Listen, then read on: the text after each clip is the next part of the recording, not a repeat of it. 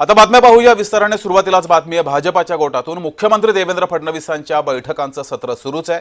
कोकण विभागातील भाजपा आमदारांसोबत बैठक सुरू आहे। मंत्री नितेश राणे, रवी पाटील, प्रशांत ठाकूर या बैठकीला उपस्थित आहेत। कोकणातील अन्य आमदार सुद्धा या बैठकीला उपस्थित आहेत। तर आगामी स्थानिक स्वराज्य संस्था निवडणुका, महानगरपालिका निवडणुका या सर्व पार्श्वभूमीवर भाजपा अलर्ट मोडवर आलेला आहे। भाजपाकडून बैठकांचं सत्र हे सुरू आहे।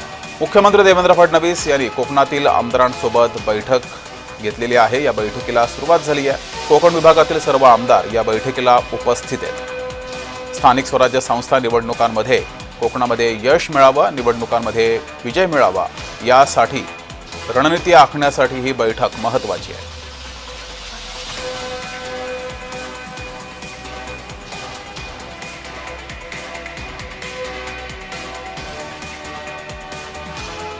अधिक माहिती घेऊया। आपले प्रतिनिधी शुभम उमाळे आपल्या सोबत जोडलेले आहेत। शुभम, अधिकची माहिती या संदर्भात।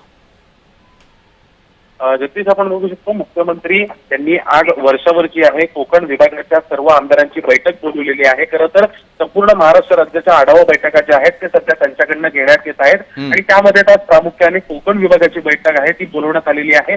मागील 1 तासापासून ही बैठक वर्षा निवासस्थानी सुरू आहे आणि सदरच्या बैठकीसाठी नितेश राणे असतील, रवींद्र पाटील असतील, प्रशांत ठाकूर, महेश बालदी असे कोकणातले सर्व भारतीय जनता पक्षाचे आमदार जे आहेत ते उपस्थित आहेत। आणि खरं पाहायला गेलं तर मग येणाऱ्या स्थानिक स्वराज्य संस्थांच्या निवडणुका असतील किंवा सर्व निवडणुका असतील त्या अनुषंगाने ही बैठक जी आहे ती घेण्यात येत आहे। सोबतच बघू शकतो की सध्या भारतीय जनता पक्षाच्या प्रदेशाध्यक्षपदी हे रवींद्र चव्हाण आहेत। रवींद्र चव्हाण हे देखील कोकणातले आहेत, त्यामुळे कोकणातला आपला पाया जो आहे पक्षाचा हा आता मजबूत झाला पाहिजे आणि जे प्रदेशाध्यक्ष तिकडचे आहेत त्यामुळे त्या अनुषंगाने ही बैठकीला जे आहे एक वेगळंच महत्व जे आहे ते मिळत आहे। बैठक 1 तासापासून वर्षा या ठिकाणी सुरू आहे। जगदीश, शुभम, तुम्ही या बैठकीवर लक्ष ठेवून राज। तुर्तास धन्यवाद दिलेल्या माहितीबद्दल।